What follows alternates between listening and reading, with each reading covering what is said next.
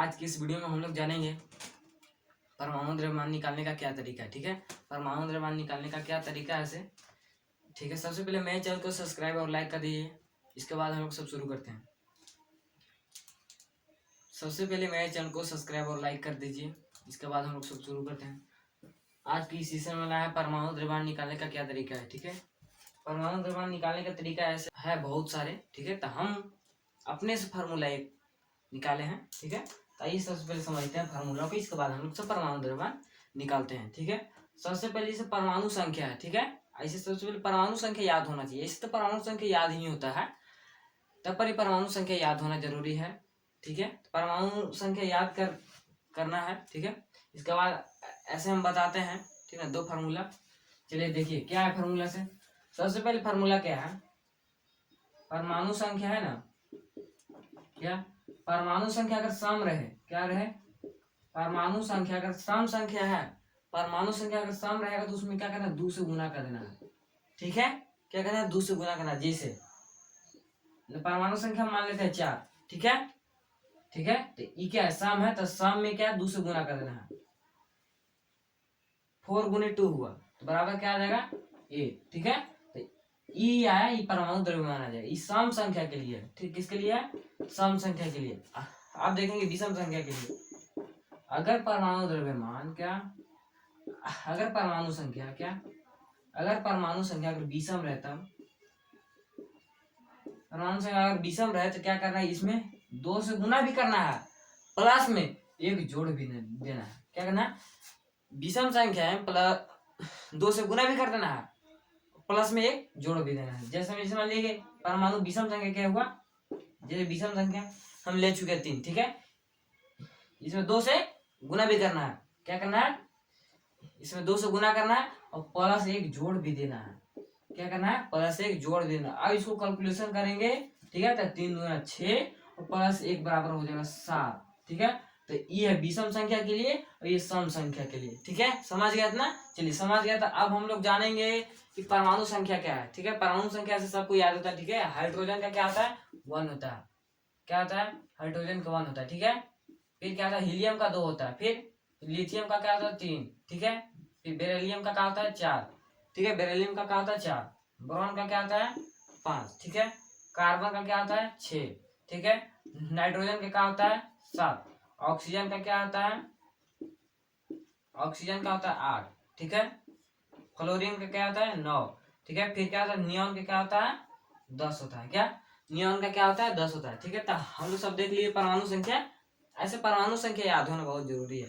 ठीक है, तो परमाणु संख्या याद आएगा तो परमाणु द्रव्यमान निकल जाएगा। ठीक है, तो यहाँ पर हम आपको बता दिए 2 फॉर्मूला। ठीक है, सम संख्या रहेगा तो 2 से गुना कर देना है, अगर विषम रहेगा तो 2 से गुना भी करना है, प्लस में एक जोड़ भी देना है। ठीक है, समझिए। अब इसको मिटाते हैं।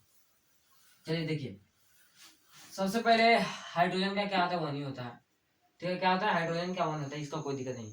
अब यहाँ देखेंगे ये हीलियम है, तो हीलियम का क्या है, 2 है। क्या है, 2 है। तो हमारा जो फार्मूला क्या है, वो है सम संख्या गुने में 2। ठीक है, सम संख्या गुने में 2। ठीक है, और फिर क्या विषम संख्या रहेगा, क्या विषम संख्या रहेगा, क्या रहेगा, 2 से गुना भी करना, प्लस में 1। ठीक है, प्लस में एक जोड़ भी देना। ठीक है, तो ये है सम संख्या, तो सम संख्या क्या है, 2। ठीक है, और इसमें 2 से क्या करना है, गुना करना है, तो बराबर क्या आ जाएगा, 4। तो ये जो 4 है ये है हीलियम का, क्या है, हीलियम का परमाणु द्रव्यमान है। क्या है, हीलियम का परमाणु द्रव्यमान 4 है। ठीक है, फिर आ जाएगा क्या, लिथियम। तो लिथियम का ये है विषम संख्या, तो विषम संख्या क्या करना है, 3 है। फिर क्या करें, इसमें 2 से गुना करना है, प्लस में एक जोड़ भी देना है। ठीक है, 3 दूना 6, अब एक आ जाएगा 7। यहाँ 7, इसका परमाणु द्रव्यमान निकल गया 7। ठीक है, फिर क्या है, फिर क्या, बेरिलियम। तो बेरिलियम का क्या होता है, 4। तो 4 है क्या, सम संख्या, तो सम में क्या जोड़ेंगे, ये गुना करेंगे 2 से। ठीक है, तो इसका आ जाएगा 8। ठीक है, 4 दूनी के 8। फिर क्या है, बोरॉन।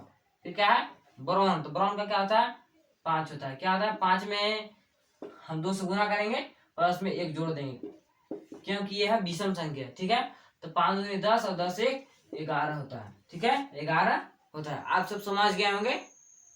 ठीक है, फिर आगे देखिए, फिर क्या है, कार्बन है। क्या है, तो कार्बन का क्या होता है, 6। तो ये है सम संख्या, सम में 2 से गुना करेंगे, तो 6 गुने में क्या, 2 से गुना करके लिख देंगे, तो 6 दूना क्या होता है, 12। क्या होता है 6 दूना के क्या होता है 12 होता है। ठीक है,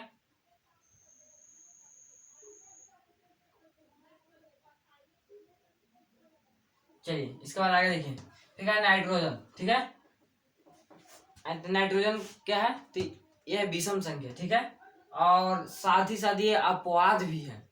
क्या है, साथ ही साथ ये अपवाद भी, ई अपवाद है और साथ में ये अपवाद भी है और ये एक विषम संख्या है। तो इसको कैसा बनाएंगे, इसको भी छोड़ देते हैं। इसके बाद नीचे देखते हैं। इसके बाद क्या, ऑक्सीजन। तो ऑक्सीजन का क्या है 8 है। तो 8 क्या है सम संख्या। सम में क्या करते हैं 2 से सिर्फ गुना करते हैं। ठीक है, तो सम ये 8 हो गया, गुने में 2 बराबर क्या होता है 8 दूना के 16। ठीक है, तो आप सबके लिए लास्ट, जैसे इसको छोड़े नाइट्रोजन, तो नाइट्रोजन का क्या होता है 7 दूना के 14 होता है। ठीक है, और अगर जो हम ट्रिक बनाए हैं उससे अगर करेंगे तो ये आएगा क्या, ये 15 आ जाएगा।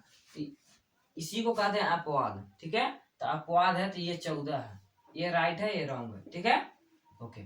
फिर फ्लोरीन। फ्लोरीन का क्या है 9। तो ये है विषम संख्या। तो विषम में क्या करते हैं 9 गुणे 2 और प्लस में 1 जोड़ देते हैं। ठीक है, तो 9 दूने का 18, 18 1 19। आप सभी के लिए लास्ट छोड़ देते हैं। ठीक है, 10 नंबर है, इसको नियॉन है। तो आप सभी लोग कमेंट में हमको बताइएगा। ठीक है, कमेंट में हमको बताइएगा। ठीक है, और जरूर से जरूर सब्सक्राइब कीजिएगा। ठीक है, मेरे चैनल को। ठीक है, आप सभी का स्वागत है डीके स्टडी सेंटर में।